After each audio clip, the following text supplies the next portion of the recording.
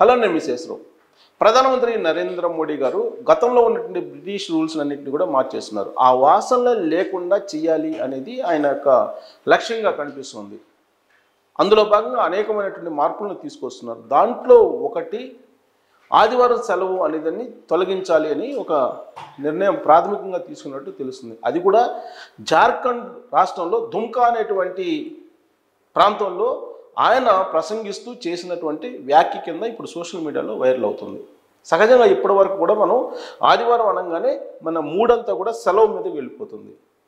శనివారం సాయంత్రం నుంచి ఆదివారం మొత్తం సెలవు అనేటువంటి మూడ్లోకి వెళ్ళిపోతూ ఉంటాం. ఇది బ్రిటిష్ కాలం నుంచి వస్తున్నటువంటి ఒక ఆనవాయితీ. సాంప్రదాయం కాదు, సంస్కృతి కాదు, ఆనవాయితీ. బ్రిటిష్ వాళ్ళు పెట్టారు. ఎందుకంటే వాళ్ళకి సండే ఇంపార్టెంట్. సండే ఎందుకు ఇంపార్టెంట్ అంటే చర్చిలకు వెళ్తూ ఉంటారు. ప్రార్థనలు చేసుకోవడానికి అనుకూలమైనటువంటి రోజుగా పరిగణించి సండేని వాళ్ళు హాలిడేగా ప్రకటించారు. ఆ రోజు నుంచి అప్పటి నుంచి ఇదే కంటిన్యూ అవుతుంది. ఆదివారం రోజు సెలవు అనేది. ఆదివారం రోజు సెలవు కావడంతో మనం చర్చిలు కనుక చూస్తే ప్రార్థనా మందిరాలని కిక్కిరిసిపోతూ ఉంటాయి. మత మార్పులకు సంబంధించినటువంటి వాళ్ళు అక్కడ కనిపిస్తూ ఉంటారు. మత మార్పుల యొక్క వేగం కూడా పెరిగింది దీని కారణంగానే అనేది. సహజంగా హిందూ దేవతలు దేవుళ్ళు అంటే అన్ని వారాలు అన్ని వస్తువులు దేవుళ్ళు దేవతలుగానే పరిగణిస్తూ ఉంటారు. సర్వాంతర్యామి అనేది వినిపిస్తూ ఉంటారు. సో ఇప్పుడు నరేంద్ర మోడీ గారు మరి ఆ ఉద్దేశంతోటో లేదంటే మరి బ్రిటిష్ సాంప్రదాయాన్ని బ్రిటిష్ ఆనవాయితీని దేశం నుండి తరిమి కొట్టాలి అనేటువంటి ఉద్దేశంతోటో ఆదివారాన్ని సెలవు నుంచి తొలగించాలి అనేటువంటి ఆలోచన చేస్తున్నట్టు ఢిల్లీ వర్గాల నుంచి అందుతున్నటువంటి సమాచారం. పైగా జార్ఖండ్లో ఆయన ప్రసంగంలో ప్రస్తావించినట్టు అంశంగా సోషల్ మీడియాలో వైరల్ అవుతుంది. అయితే ఈ వారంలో ఏ రోజున సెలవు ఇవ్వాలి అని అంటే శుక్రవారం రోజు సెలవు ఇవ్వాలి అనేది ఒక నిర్ణయం తీసుకున్నారు ప్రాథమికంగా. ఇప్పుడున్నటువంటి కేంద్ర ప్రభుత్వం చెప్తున్నారు. శుక్రవారం రోజు అమ్మవారికి అనుకూలమైనటువంటి లేదంటే అమ్మవారికి సంబంధించినటువంటి పవిత్రమైనటువంటి రోజుగా పరిగణిస్తూ ఉంటారు హిందువులు. అందుకే అమ్మవారి భక్తునిగా నరేంద్ర మోడీ గారు శుక్రవారం రోజు సెలవుని ప్రకటించే అవకాశం ఉంది. ఇక నుంచి ఆదివారం సెలవు అనేటువంటి పద్ధతికి స్వస్తి పలకపోతున్నారు అనేది ఇప్పుడు వినిపిస్తుంది. గతంలో ఉండేటువంటి అనేకమైనటువంటి అంశాలను మార్చుకుంటూ వస్తున్నారు నరేంద్ర మోడీ గారు. భారత సంహిత అంతకుముందు సిఆర్పిసి ఉండేది. ఆ సిఆర్పిసిని కాస్త భారత సంహిత కింద మార్చేశారు. ఆ బ్రిటిష్ తరహా వాసనలు కంప్లీట్గా పోవాలి అనేటువంటి ఉద్దేశంతో రక్షణ సిబ్బందికి కానీ రక్షణ శాఖలో కానీ లేదంటే పోలీస్ శాఖలో కానీ డ్రెస్ కోడ్ను కూడా మార్చే అవకాశం ఉంది రాబోయేటువంటి రోజుల్లో.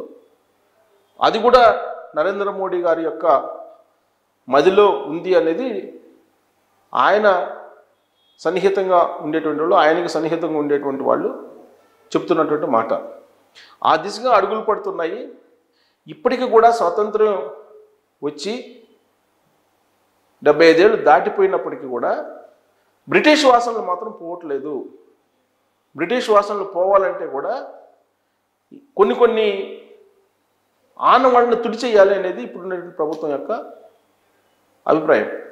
75 ఏళ్ళకు పైగా స్వాతంత్రం వస్తే సుదీర్ఘకాలం పాటు అదే బ్రిటిష్ వాసనలు, అదే బ్రిటిష్ డ్రెస్ కోడ్, అదే బ్రిటిష్ రూల్స్ అవే కనిపిస్తూ ఉన్నాయి.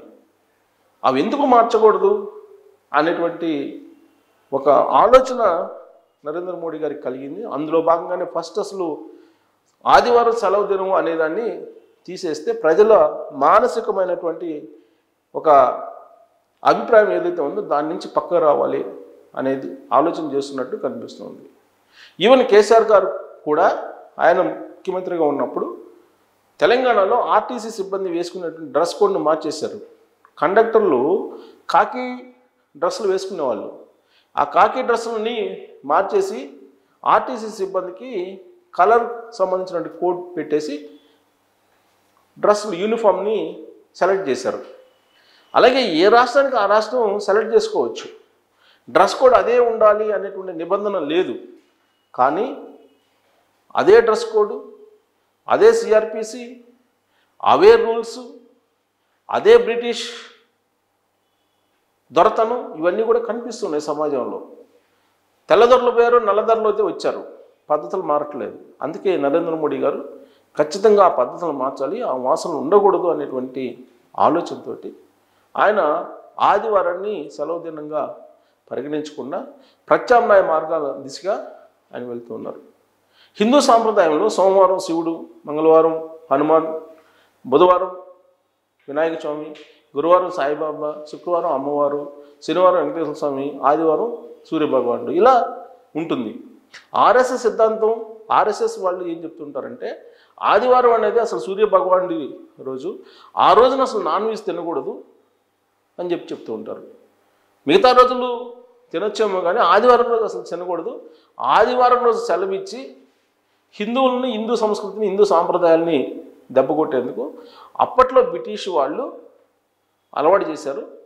సెలవు దినంగా ఉంది కాబట్టి ఆ రోజున మందు తాగటం, నాన్ వెజ్ తినటం ఇవన్నీ అలవాట్లో భాగం చేసేసారు.